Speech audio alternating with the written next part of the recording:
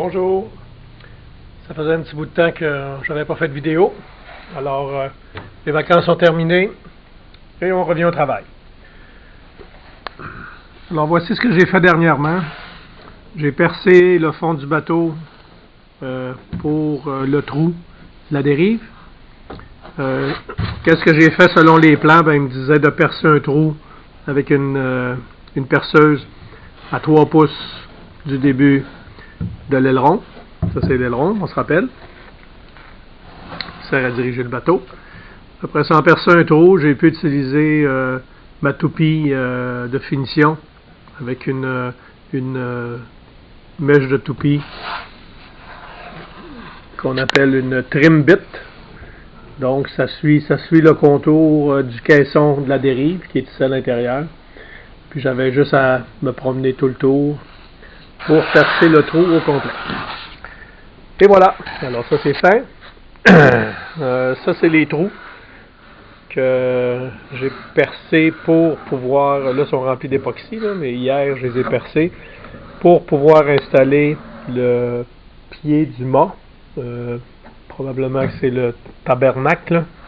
Tabernacle en anglais, mais c'est le pied de mât. Alors on va tourner ça et puis on va deviner quoi? On va percer des trous dans le carton pour finalement le couper en deux. Et ça va être un grand moment historique. Alors, à tout à l'heure. OK, quelques minutes plus tard. Alors ça, c'est le fameux pied de mât qui a été peinturé à l'époxy pour le rendre complètement imperméable. Des petits filets d'époxy tout le tour pour le solidifier encore plus. Donc c'est très solide. Et puis on est rendu à l'étape, vous voyez ici, en plein centre, entre les deux morceaux,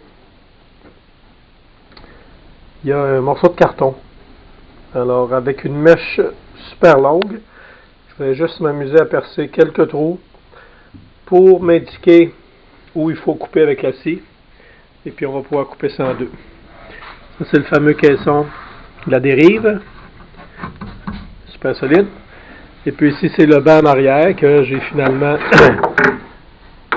percé les trous pour pouvoir l'installer puis prendre sa place. J'ai aussi arrondi les arêtes, surtout les arêtes sur le dessus, là, pour que ce soit plus joli et plus agréable pour les mains. J'ai fait également la même chose pour le banc du centre. Les trous sont percés. J'aimerais juste aller acheter des bottes en stainless de la bonne grosseur. Et même chose pour en arrière. Alors voilà où on en est.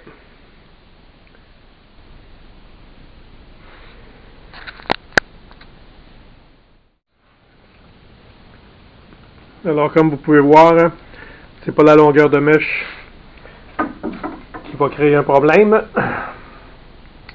Alors on va percer le premier trou, ici.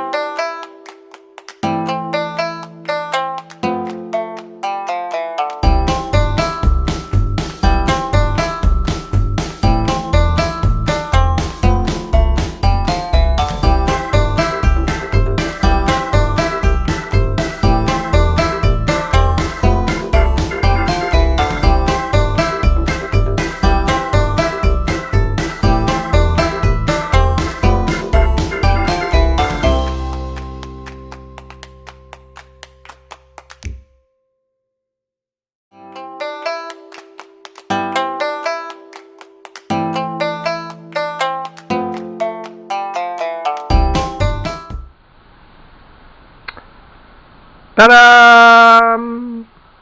Et voilà! Les deux morceaux sont séparés. Ça a été de l'ouvrage à scier. Ça a été de l'ouvrage à décoller. Alors, pour ceux qui un jour vont se lancer dans l'aventure, petit conseil, quand vous allez coller ces deux morceaux-là ensemble, avant de les installer dans le bateau, c'est important de mettre peut-être des petits carrés de plastique ici là pour pas que les morceaux collent les uns après les autres. J'ai eu un petit peu de misère à... je fasse un petit peu de réparation.